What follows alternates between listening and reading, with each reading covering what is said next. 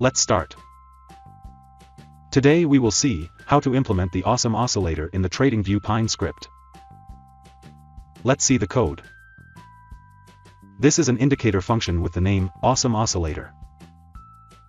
Here we calculate the awesome oscillator using the difference between two simple moving averages.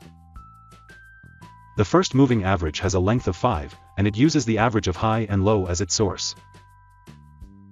The second moving average has a length of 34, and it uses the average of high and low as its source. Then we find if the current awesome oscillator value is higher or lower than its previous value. Then we calculate the color of the oscillator. If the oscillator is rising, we color it green, otherwise, we color it red. And finally, we plot the awesome oscillator. The plot style is set to the style of the columns. Let's add this indicator to the chart. As you can see, the awesome oscillator has been added to the chart. When the oscillator is rising, its color is green. And when it is falling, its color is red. So that's it. That's how you can implement an awesome oscillator in the TradingView Pine script. Thank you.